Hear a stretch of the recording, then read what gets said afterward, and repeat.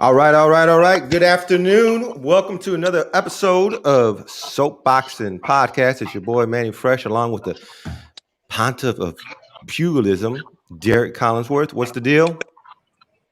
What's happening, man? That's called pugilism, man. You can't say that. Pugilism. You're supposed to That's be a what. boxer, bro. You're Isn't supposed to be that? a boxer. I'm pretty sure that's what I said. Pugilism. Nah, you My. said something crazy. But go ahead. And then we have Isamary Aquino as our guest. Let's go ahead and get this started. I'm gonna go with start with our intro. Oh, this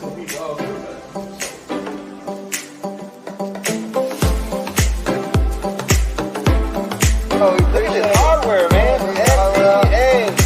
SDAABO. Got the Latin American camera. Showing it for the camera. Now They got some trainers say, and some fighters say, "Well, I don't watch videos of the guy fighting. I let the coach watch it." This, hey man. Guys, one thing we know for sure about Wilder, he hit you clean.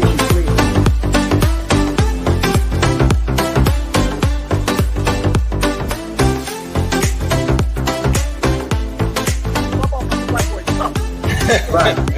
And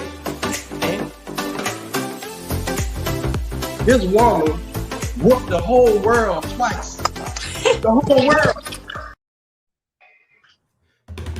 It still gets me pumped up after every show. What's going on, man? What's the dang deal? D, how was your week? Long, man, long. I had car problems. I had personal problems. I got business problems. I got problems. Nah. You sound like a country song. I remember everybody walked into the gym the other day, told me he was having all kinds of problems. I said, man, that'd make a good country song right there. Yeah, that shit was depressing. Well, let's go ahead and welcome our guests for the afternoon. We're excited to have you on and talk about your boxing career and how it all started. Isamary Aquino. First of all, congratulations on your pro debut earlier this year, at the end of the month of January. 1-0. How does it feel? Yeah, thank you. It feels great, to finally get started. It's been a long time coming, so I'm just ready for the next one. Nice. Do we have any word on the next one yet, or you just still? No, that's actually why I'm back in the gym today. My next fight date's on March 6th. Oh man, so you trying to stay busy, huh? Yeah, back to back. That's what's up. Y'all gonna leave the country again, or it's gonna be in the States? No, we're gonna leave again to Costa Rica. Mm-hmm. Nice. So why don't you tell us about that? How was that traveling to Costa Rica? How they treat you? How was it with the pandemic? What was going on out there?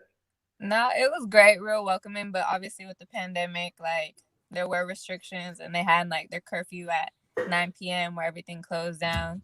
But it was overall it's real beautiful over there, and everybody was real welcoming.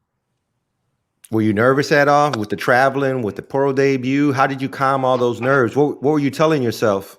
The crazy thing is, I was kind of calm, the whole way there to, the weigh-in. The weigh-in is when it kind of hit me that I was like, oh, I'm here for real. This is not vacation. I'm here to fight.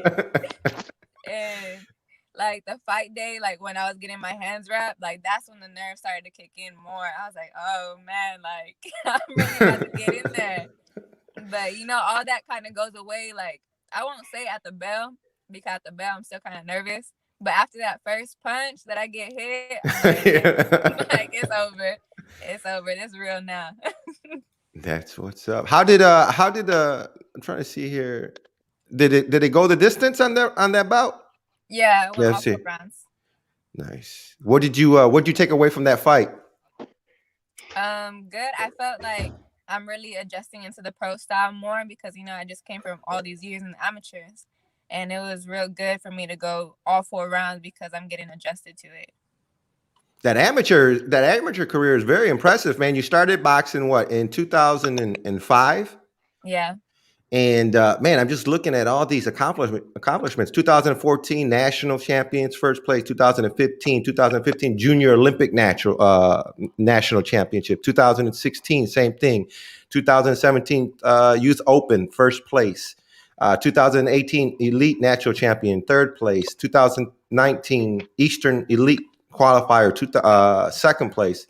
I mean, what am I missing here? 2018 Youth Continental Championship, first place. So you've been pretty busy, huh? Yeah, and Doing your dang thing.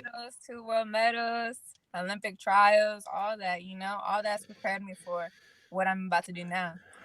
That's what's up. Now I'm looking here. As you can see, Fresh is the talent of the podcast. I'm just the eye candy. Yeah, I knew you had an extensive amateur career, and it was impressive. That what was the first? Not to cut you off, Fresh, but I wanted to get a real quick. With all your amateur experience, it's still when you step into that pro game, no headgear on, them little bitty gloves. Them nerves were still there, wasn't it? Yeah, it was. Like no headgear. It was funny because like my parents were watching the fight, and after the first round, I started doing like this, like trying to like adjust my headgear, but I didn't have no headgear on. Hey, I'm gonna be honest with you. I root for all y'all guys, and I downloaded the freaking app to watch her fight, and I didn't know if I didn't time it right or whatever, but I couldn't rewind. I ended up tuning in. It was like middle of Pablo's fight. So I missed the whole damn show, man. And so I figured, well, since I downloaded the thing, I'll be able to go back and play it. But I don't know if I can't read the directions because they was in Spanish and that, but I ain't see that option. So I just seen the little highlights of your fight, man. But I put the damn thing on my phone so I can watch your fight, man.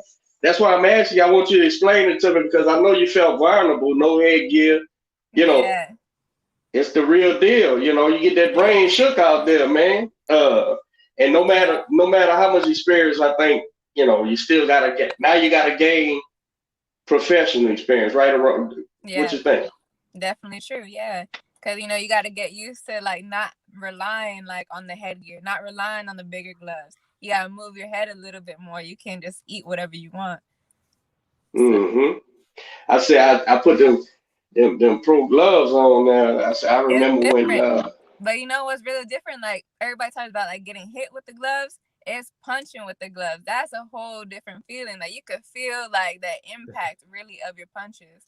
And if you're almost about to hurt your hand, like it's crazy, yeah. Well, that's what I tell people. It's so funny when you listen to different people who outside of the business, and they say, "Oh man, they got them gloves on it." Listen, man, an 8-ounce, even a 10-ounce fight glove, it's created it helps protect your hand, not the other guy. It's not no pillow on your hand. It's supposed to be, put some, what would I say, to brace your hand so you can hit harder. Yeah. It's not like it's a big pillow on your hand at all. And so when you put them gloves on, I imagine you was looking at them going, this ain't shit. This ain't nothing on my hands. I know, yeah, for real. It's move your head. Move your head for real. Yep. I learned that one. Move your head, yeah. That's why my strategy I try to explain to you. I'm trying to break my opponent's hand with my head, but you don't like me doing that. So no, I understand your thinking. But let's not do it. So are you signed? Are you signed with anyone? No, I just have an advisor at the moment right now that's moving me. Mm-hmm. Okay. Nice. And so you guys are looking to be active this year, man. How's you going back in March? Yeah. How many fights do you want to put in this year? I think we're going for like at least 4, but we also got to think about like you can't move like a female too quick because there's like you'll move up quick. Right. Yeah. So where are you from? You're from Illinois? Yeah. So originally I'm from Illinois, and I grew up there until like I was 11, and I moved down to San Antonio. And I stayed in San Antonio for like another 9 years, and I just recently moved out to Houston. Oh, okay. Well, welcome to Houston. I love San Antonio.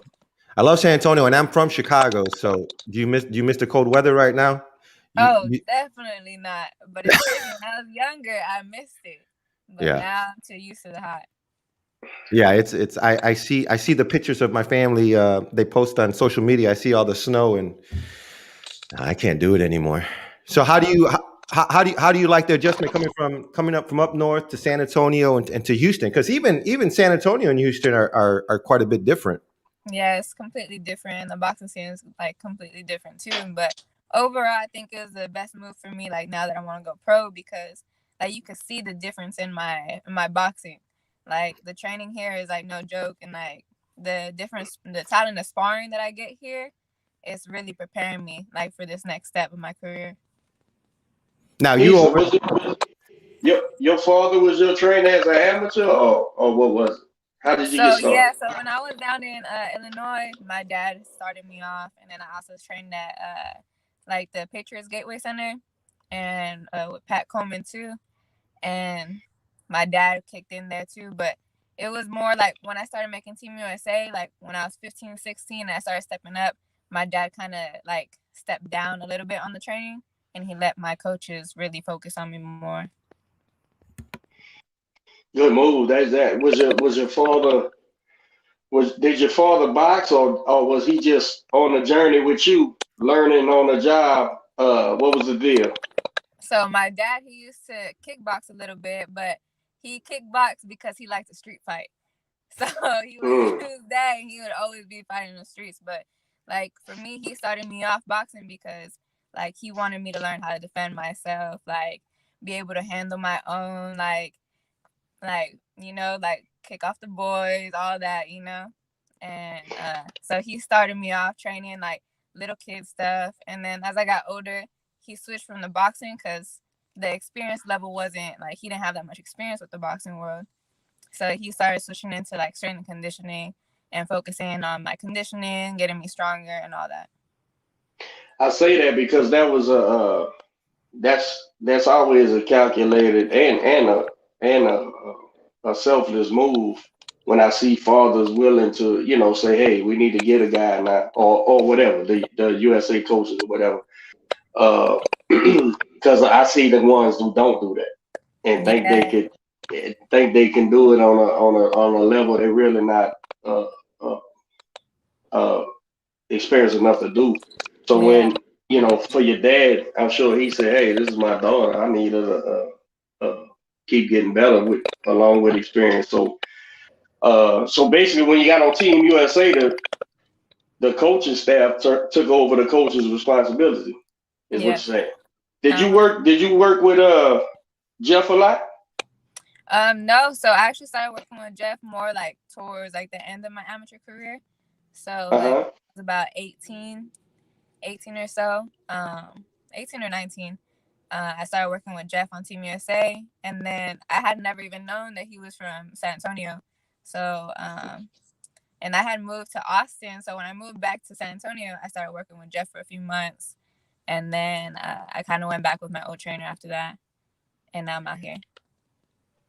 Are you as far as being out?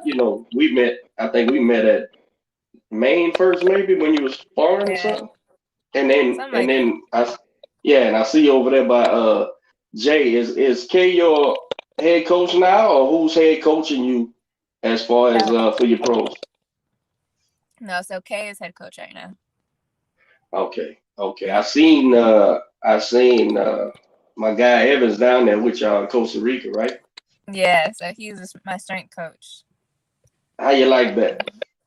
It's cool. It's definitely like different, but I feel overall, yeah. At the beginning, I was like struggling because also he likes to have us go on runs. He likes to have like lift weights. It was swimming and really all kinds of stuff. swimming was the hardest part for me because I didn't know how to swim. Like I knew how to survive. Like I knew that survival swimming, but he wanted me to do laps. That was another story for me. So I had to I do swimming got lessons and all that.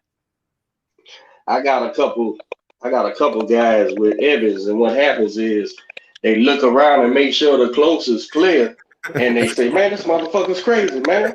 He's trying to kill us, man." But it's worth it though. It's worth it because I definitely noticed like the difference in my body and like the way I feel in the ring, you know, like I don't get tired. Like my lung capacity is a lot more now. So it's definitely worth it, but he do be crazy. Hey, and that seems like that's the unanimous decision. Everybody say, but he gets the results. So it seems like to me it's working. Yeah, Yeah. crazy always gets the results. Yep. Hey, listen, we're always big fans and big supporters of women boxing and the local boxing scene. There's no secret. Coach's favorite boxer is probably Clarissa Shields, Yeah. and we've had her on the show. Why don't you tell us about your experience as far as boxing from a female perspective, some of the challenges that you've had to face, maybe some things that you've learned, or just give our viewers what is an inside look to what it was like for you. You know, definitely starting out like as a female boxer, it was harder than the guys, because you go into a boxing gym and it's male dominated. Like growing up, I was the only female in the boxing gym. So like coaches wouldn't want to pay attention to me. I would notice that and I wouldn't want to train. So I would get kicked out of gyms because of that. Oh, wow. And then so when I would spar the boys they didn't want to get whooped. So they would like try to whoop on me. So and it was crazy. And even getting older, you know, like you still go, and I moved around a little bit. And so it was always like the same story. Like coaches didn't really want to work with me. And it was like I always had to constantly prove myself that, hey, like I'm here, that I put in the work ethic and all this. So it was definitely, and even now, because, you know, like we don't get the same attention as guys. Like we always have to prove ourselves. And even like now as a business, like we don't get paid the same, but we put in twice as much work as them. So it's difficult, you know. But you just we love it. So we just keep on going. And one day we'll get almost equal, but it'll never really be equal. So Now that you're in Houston, Houston has a lot of great female boxers as well. Have you they been able have you been able to connect with them? Have you guys talked about issues like this, or how's that been for you? it's good. Like the female boxing community, like most people are really welcoming, you know. And like whenever they're down there, like down here, I'll get some work. So like I'll get some work with Jenny.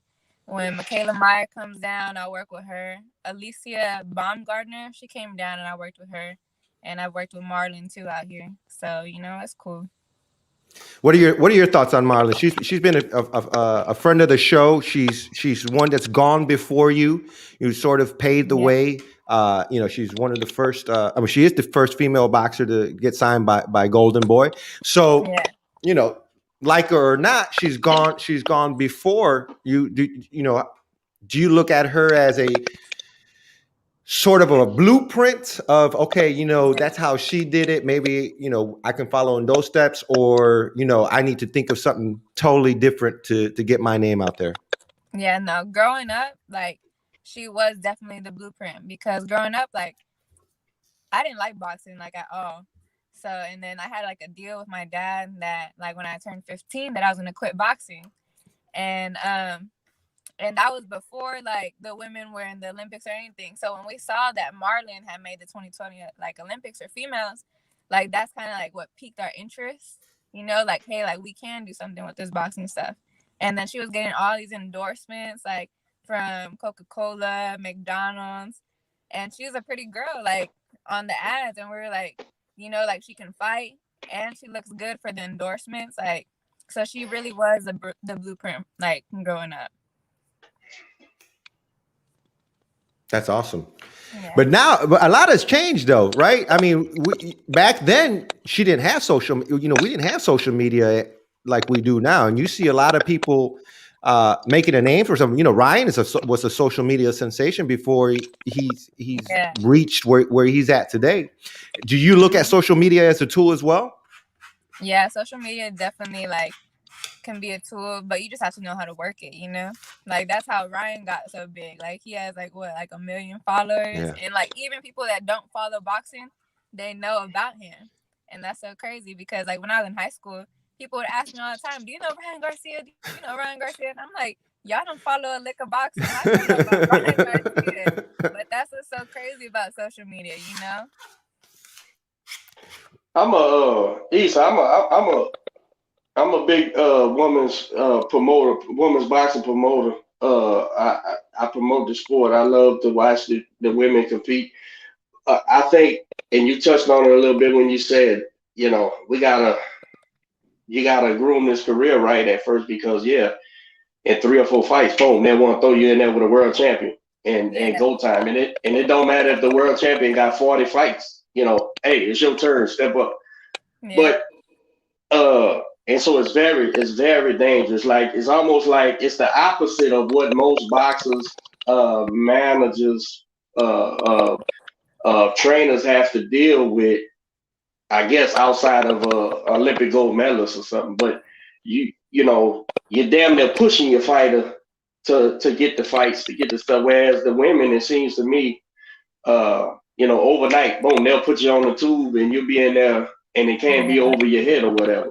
But I think a lot gets said about the women not getting paid the same as guys, right? And clearly that must be true, because the top gals say that, right? The top gals, they like, and with Clarissa going to MMA and all this, like I don't know the catalyst in that, but I'd imagine she's a prize fighter, so it's prizes, right? Money. Yeah. But here's the thing, like I don't want the girls to lose sight of this. Neither. I'm a fan of yours. Jenny, I love Jenny. Know her personally. Michaela, I've met her. I'm a fan of these gals, and I never want y'all to lose sight on this. Professional boxing is also it's not really a sport. Meaning the best in the world, it really doesn't matter half the time if you don't have something that they can sell, right? Because it's very capitalist, the business. So it's like when I hear the girl say, it's like, damn, it's a catch-22 because you only get paid if you draw views, right? Used to be it used to be butts in the seats, but now with this year, I don't even know the math and how it works with not having people there, but a girl or woman, lady, however, whatever's the right. I like to use lady. I don't say female. I think female is like for fucking animals and shit. That's a female dog. This is a woman. But I say female.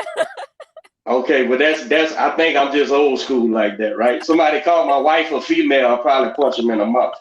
But here's the thing. It's like I don't want the girls to lose sight of this. Yeah, you fighting that front about not getting paid the same, but don't lose sight on the power is in the bus in the seats and the ticket sales. So if you pushing it's almost you're damned if you do, because you got to take the loss, but get the seats, the bus in the seats, and the ticket sales and the pay-per-view buys before you can even say, I'm not fighting for that, because I know what the gate is. I know how many people is buying in my, and that social media may be a good barometer for fighters like yourself to say, my social media presence, and plus I'm seeing, hey, let me see the ticket sales, which ones clicked, whatever thing that came through me or whatever the case may be. But it's almost like you got to take the loss up front, right, to prove that you can sell a fight before you can tell these people, because it seems like to me, the promoters, that's what they're going to hold over your head. Yeah, I hear you. You a big star and all that, but we put Willie on the undercard and Willie sold them tickets. They always going to try to say that shit. Whether you Willie or the other person, they always going to try to beat you like that. So you need to try to find a way to mass prove you're the reason why people are showing up.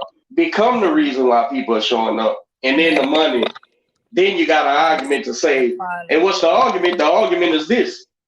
Fuck you, I'm not coming. I'm not fighting. Unless you pay me, I'm not fighting. So it's a catch-22. You know what I'm saying? It's like I want the girls to fight for the fair pay, the fair, and by fair pay I mean if you're the reason why they coming, you should get paid. You know, And yeah, that's also, exactly why I say you gotta work twice as harder because the guys they don't gotta think about all this. Like for a female, you gotta fight good, you gotta be attractive, you gotta you gotta do everything. You gotta be smart. You gotta be like you gotta hold your own, and you gotta have personality to go with your attractiveness. So it's like all these different components, you know, just to get your money. Well, that's the beautiful thing about boxing is, with other sports, you got a whole team that represents you, right?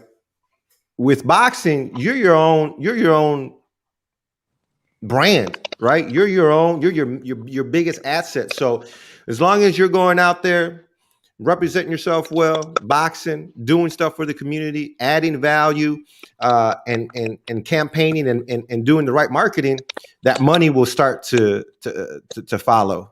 Yeah, for sure. you know what I realized? You know what I realized that I agree with Joe with what Joe just said.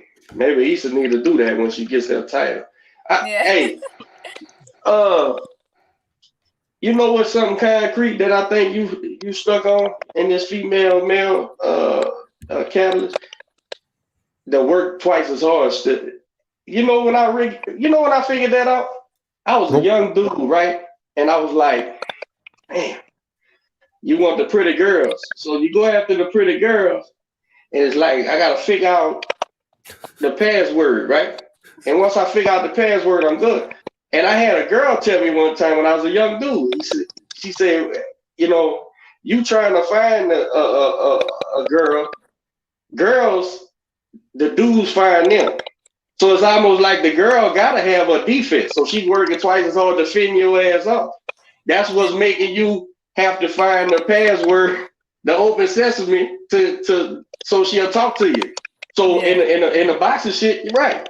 You gotta go twice as hard because ain't nobody just jumping over the barrel to let you in and say you're worth it. In fact, I publicly I publicly defend a lot of women boxers constantly when I hear some dumbass boy, first of all, that don't know shit about boxing. That's number one.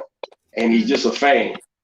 But boy, this motherfucker believes everything he says. And he'll say something like this girl can't fight or that, why would I watch her? And meanwhile, she's one of the most exciting fights. They battling, they banging out. So I'm constantly defending that. So I think that work twice as hard shit, man, that sucks. That sucks. That's gotta suck ass, man. Who you telling, man? Who you telling? And but and and but I it's know worth nothing it. about being a woman, right? So I can see it on the outside going, shit. What do I do now? But you gotta give in. You gotta give in and make yourself valuable. That's how you gotta do it. Once you Yeah. become valuable, you can demand. I believe anybody should listen, man. When I look at that MMA and shit, and they make stars out of them gals, right? That means will pay to see women. They'll pay to Yeah. Oh see yeah. women. So don't tell me in a sport or in a business in our world that's a couple of thousand years old that you can't sell a woman. The key is that she can fight. If she's pretty and all that stuff, I'm sure that adds to it because now you can put her on the commercials and stuff or whatever. But it's a double-edged sword, and if a woman could fight, I think it'll bring the eyes to it straight up. Yeah. I imagine women having to put themselves out like that because Bernard Hopkins, one of my fucking favorite fighters ever, boy. He ain't no matinee idol, and that never played a part neither. Nobody said Bernard Hopkins too ugly. I don't want to watch him fight.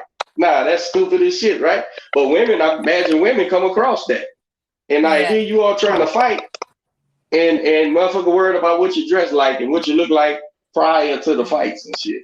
Yeah. Yeah, it's rough. That's It is. rough. It Who is. who do you like in your division? What are some names of that you want to go after as you progress No, in your I think career? it's way too early for that right now. But But you gotta have someone. You got when you close your eyes and you thinking about you. There's someone when you I got your close ex my on. eyes, I think about arresting, waiting for my day to start. That's what I think about. I think it's way too soon to be talking about that. But I'm just taking it one fight at a time, working on my craft, working on getting better. Cause I have my faults, just like any fighter, and that's all I'm working on right now. You 130s? You 130 pounds, right? You fight at No. 130? What you fight at? 118. So yeah, the goal is to get down to 118. So my next fight is at 120. 26?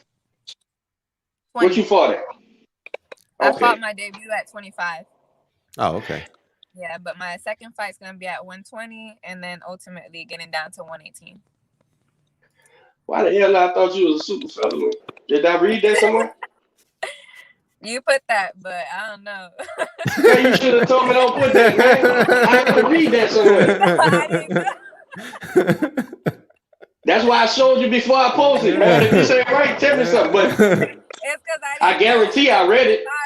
I didn't know what 125 was in like those words. Well, 126 is featherweight. Yeah. So 30 is super featherweight or junior I or didn't junior know. lightweight. I knew the goal is bantamweight. So Okay. Well, I read it somewhere, I promise you, because I know you're a little bit ass girl. I see it. But you I was just wondering, you was like, how did she get to 130? I read it though, I promise you. Probably on box rec or something. We have a viewer, Gerardo. What's up, Garcia? A lot of views last night at the bare knuckle boxing main event. Hey, I didn't get to watch it. I was working, but I seen that picture that you posted, Derek, of those two female boxers. What I missed, bro? They fought. Okay, first of all, I don't proclaim to know any kind of fighting except boxing, right? You know that, Fred. I watch, but I watch it all. I watch an MMA fight if it comes on my radar. I watch it. The bare knuckle shit. Well, that was the first time I ever watched a bare knuckle fight, and it was because a couple of buddies on Facebook were saying, some women was fighting on the bare knuckles. So I said, well, shit, let me check it out. Before the women, I was watching a fight. It was a Vietnamese guy out of the United States. I forget his name, but he was in the bare knuckles. But he was a pro boxer. Man, that shit was brutal, man. He was fighting a MMA guy, and the MMA guy was undefeated in the bare knuckles. And but now they boxing now. They it's punching. It ain't kicking. And I think they allow them to tie up or whatever. I don't know the lingo that they use, but I'm watching and I'm going, man, there's no fucking way I would want any of my fighters to ever go down this path, man. It would have to be like at the end of their career and they just cashing out and somebody's giving them $100,000 to go because they used to be something. Because that's some vicious shit, man. And the two girls, I think they said the girl that was the headline of the main event, she was an MMA girl. Like I had never heard of her, but and then she was fighting someone. Man, that shit was brutal, bro. Oh, that shit was brutal, man. And because it's like that's funny, that's funny for a fight guy to say that, but shit. And I done hit people with all sorts of shit. That shit was brutal, man. That I was like, you know what they do? It was like a scratch line, like dog. I don't know if y'all know anything about it. I ain't never fought dogs, but I know about the sport. Or my bad, is it a sport or is it called like a travesty? I know about the travesty. Anyway, they got a scratch line in dog fighting, right? And you bring your dogs. The two owners bring their dogs to that scratch line. It's called scratch because you got to go up to that line and start fighting. And if your dog don't scratch, he loses, right? Or jumps out the thing, he loses. Man, they got a big ass circle ring. It's some ropes, but it's a scratch line in the middle of this motherfucker. And I'm going, man, they fighting these people like dogs, man. And the ref said, come up to the scratch line. And they came up to the line, bro. And he said, go. And they just like it really ain't no. Was there an app? Was there an app for this? Or where'd you watch it at? You gotta order it. Just like everything. You know, everything's an app, but here's the thing. I gotta catch it. That shit was brutal, bro. But of course, the little Asian guy who used to be a boxer, he kicked the white dude's ass. Because the white dude, he fought like an MMA guy, you know, just throwing punches, leaning into it and shit. But it was back and forth. The white guy was giving him the business. I think he was the champ. But I was like, man, this shit is brutal, man. It's like Issa, how many times you listen to somebody that don't know nothing about boxing, and you'll be watching a magnificent prize boxing match, and the people and the fans, especially like in the club or a sports bar or something, they bored. They're like, "Oh, they not even fighting," and you going, "Are you not watching this shit? Oh, look at these mother." It's like for these people, it's for the drunk people at the bar who just want them to stand there and throw punches, because that's all the boxing is out the window from what I could tell. You know what I'm saying? And I'm sure there's strategy. I'm sure there's strategy and shit I don't know nothing about. So if I'm overstepping my bounds, bare knuckle fighting championship, fuck you anyway, because I don't know nothing about it. But I ain't trying to shit on it. But if you want to watch like some chicken fights, like some cock fights, man, go watch that shit, man. Them boys was brutal, man. I ain't gonna lie to you, man. That shit was vicious. I think this would be a good time to go ahead and disclaim that we at Soapboxing Podcast do not condone or encourage any dog fighting at all. As a matter of fact, we're against chicken fighting, dog fighting, and dog fighting. I just don't want no lawsuits. Now, don't get me wrong. A human being wants to get in the bare knuckles, all power to him. You know, go do it. I'm gonna watch it. It's like a car wreck. I'm gonna watch that shit. But it ain't much science in it. Don't look like. I mean, it don't look like. I could be wrong as two left shoes, but man, that one girl, man. And here we go. Let me show my chauvinistic side. One of the girls was a real pretty girl, right? And like at the beginning, she was real pretty. And you could see, because they said she was like a MMA. She wasn't a boxer, I don't think. I could be wrong, but I never heard of her. But I think she was like had some UFC or something. And man, she was a real pretty girl, man. And the other girl, I mean, she wasn't the other girl. I wouldn't describe her as ugly or nothing, but one of them was clearly the marketable. And man, you seen that picture after that fight? Ay. Woo! Smoke. They look rough, man. But they stood there. And wow. And the one who I believe was the favorite didn't win. You could see like she was trying to do some boxing, but she wasn't really a boxer. But you could see she was like trying to catch jabs, like trying to catch the punches and shoot. Mm-hmm. But the tall girl just was coming there like a drunk at a bar, just wow, just and hitting them, boom, boom. And I said, man, this shit is vicious. How were it 3-minute rounds? It was five rounds. I think it was shorter than 3 minutes. I think it was like 2 minutes, like 5 2-minute rounds, like a 10-minute fist fight. If we clear all the tables and chairs at the bar, and these motherfuckers just in there swinging, and that shit was vicious, man. It was crazy, bro. I'm gonna watch the next one just to see. It's 2 minutes. You said I'm a fan. We got confirmation. They're 2-minute rounds. God damn. 2 minutes. Hey, it wasn't much boxing. Hey, ask him. What's his name? Garcia. Yeah. Ask him. It wasn't much. I don't know if he's a boxing fan. It wasn't much boxing going on. It was fighting. They was fighting. They was just fist fighting. Oh, I said, man, this shit is rough. And the little Asian dude, like you could see he had some boxing. And he was just like, boxing ain't gonna get it. So he stood there and just was winging shots to the tall guy. And he was giving that tall guy the blues, man. You gonna break some hands in that shit, man. Yeah. Them hands gonna break, man. You can't. Our hands ain't meant to hit shit like that, man. Hey, and so we always, when we have fighters that come in, and we always love hearing stories like, you know, we've had fighters that come in and say they fought in underground clubs. We've had other fighters come in and say they didn't tell their coach they broke their back. We've heard other fighters say, you know, they fought with a broken hand. Do you have any exciting stories? Anything that you want to reveal to fans and or something that's been crazy that's happened in your career so far? Something that's crazy? Not yet. Yeah, hey, just it's still young. Yeah.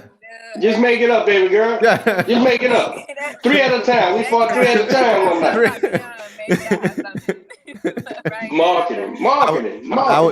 I was attacked by a polar bear the night before a fight. That bitch is a rug now. That bitch is a rug in my front room. I came out wearing it to the fight. Yeah, Maybe What if- sometime down the line, you know. There we go. Well, when it happens, remember to think about us, and we'll get you back on the show. Who Yeah. are Yo, some you of don't guess what happened? Like, who are some of the fighters that you grew up watching and enjoyed? Did your dad had any favorite fighters that he would put video on or tape on?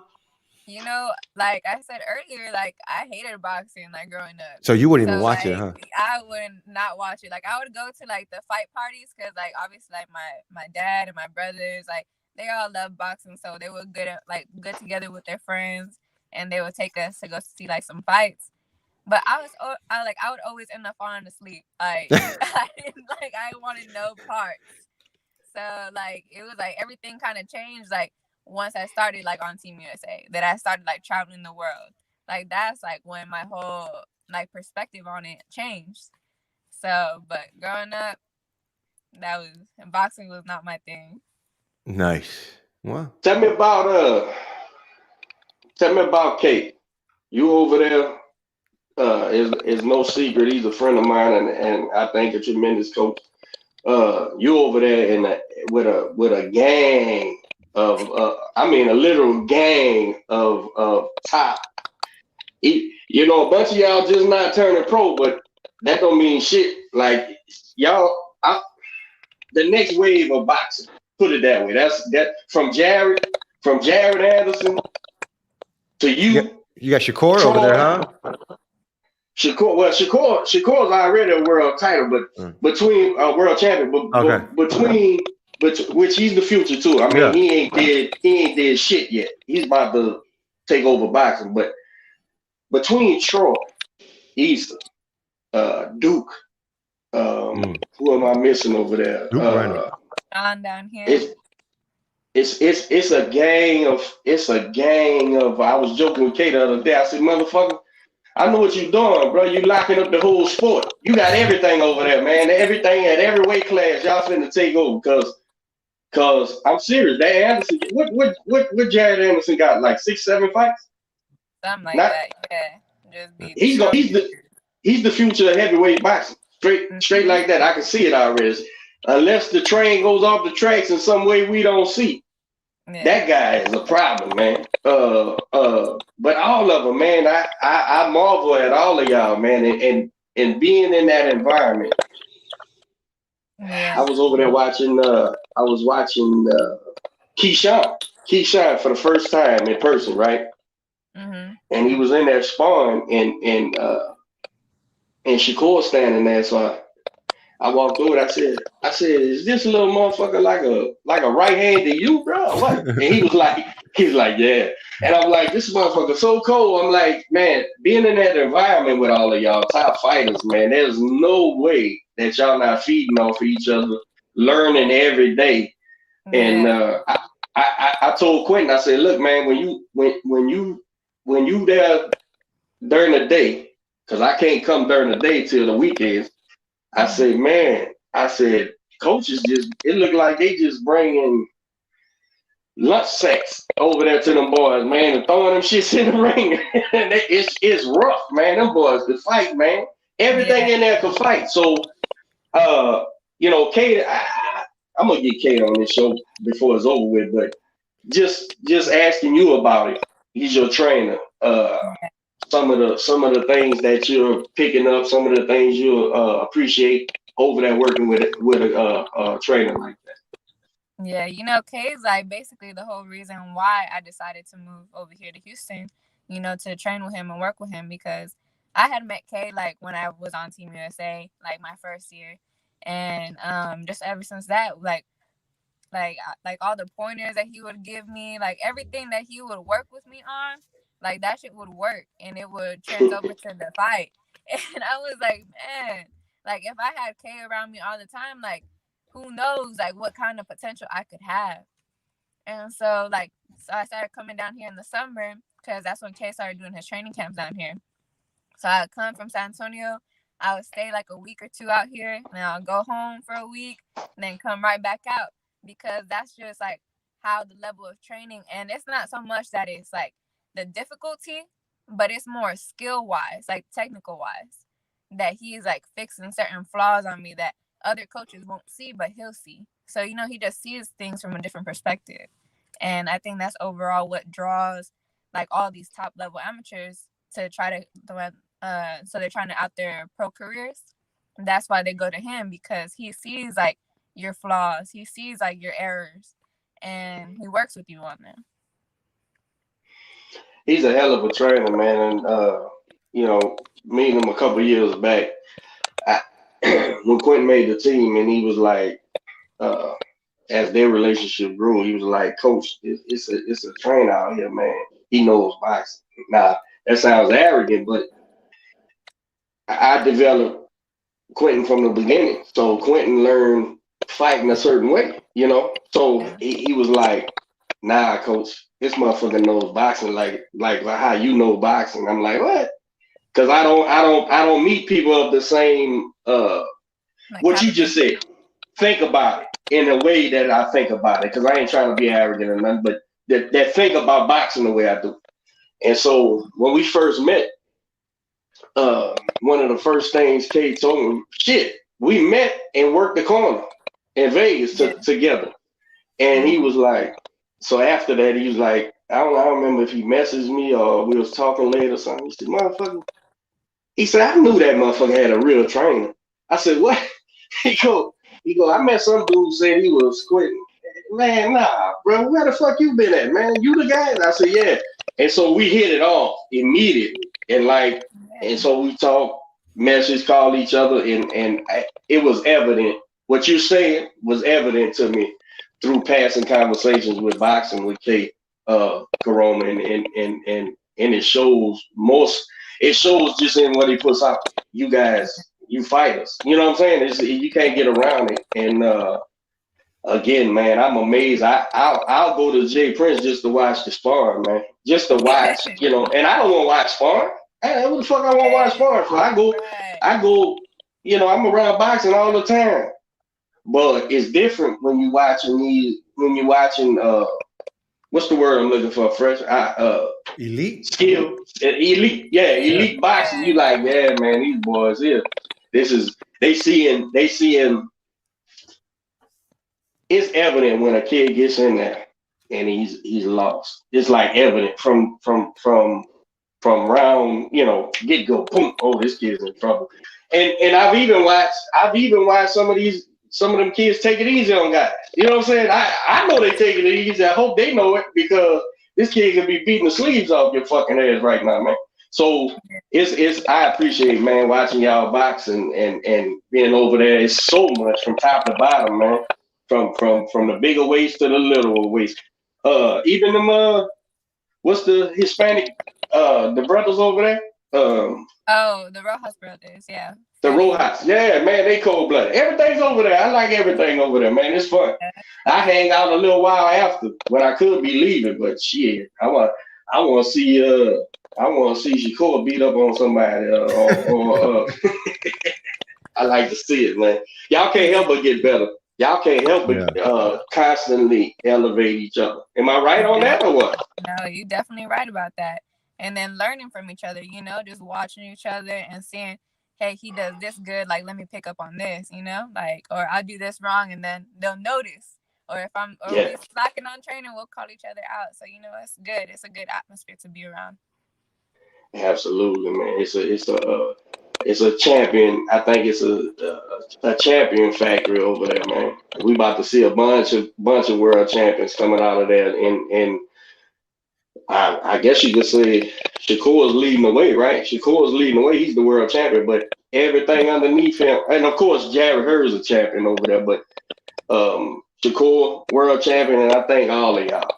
I don't think all y'all finna be champions, man. All of y'all finna be champions. So that's why I told Kay, I said, man, it's like a 7-inch crunk renaissance over there at James Prince, man. Watch, all these people finna be world champions, or you know, getting their spot, getting their shot at titles. What other girls is over? I seen some younger girls over there. I don't know who they are though. Are they with y'all or some Spanish girls? I don't know who they are, but sometimes they working out over there. Yeah, so Freddie's dad will bring like his daughter to work, and then some Okay. other girl would come too. And then there's a girl that she trains at Jay's, and then now Kay is training her. So like we work together too. Okay. I knew I see some other gals over there. I didn't know exactly who they were. Yeah. Is that Freddie's? Who's the guy that be with them mostly? Is that their dad or That's the brother or dad. something? No, Oh, that's that's the his dad. dad. Okay, I met Yeah. him. Yeah, I met him too. They working, man. And you got them other trainers that's over there. I think was over there prior.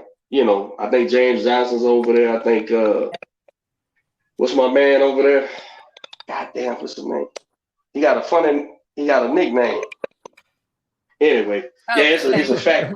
Kool-Aid, my man Kool-Aid. Yeah, Kool-Aid. they over there working, Jack. Yeah. So you say March, you got another one. And how can people watch it on the app again? On the app? Is it gonna be? So don't erase it. Don't erase the app. I'm gonna keep it then. Yeah, don't erase the app. I missed the fight. I said, "What the fuck? I need this shit for? I can't understand what they saying." Yeah, get that Rosetta Stone. Man, well, we appreciate you coming on the show. Where can people find you at social media? Y'all can find me at Isamary Aquino, exactly how my name is spelled on the screen, and on all social media platforms. That's what's up. And then you got the fight coming up in March. Well, again, we want to congratulate you on your pro debut. I'm sure you're going to have plenty of more victories coming along this year. Welcome to Houston. Man, it sounds like you're kicking ass over there at Jay Prince, being surrounded by great champions. Any last words you want to give out to the viewers before we head out? Thank y'all for tuning in and supporting. Somebody call. Hey, hold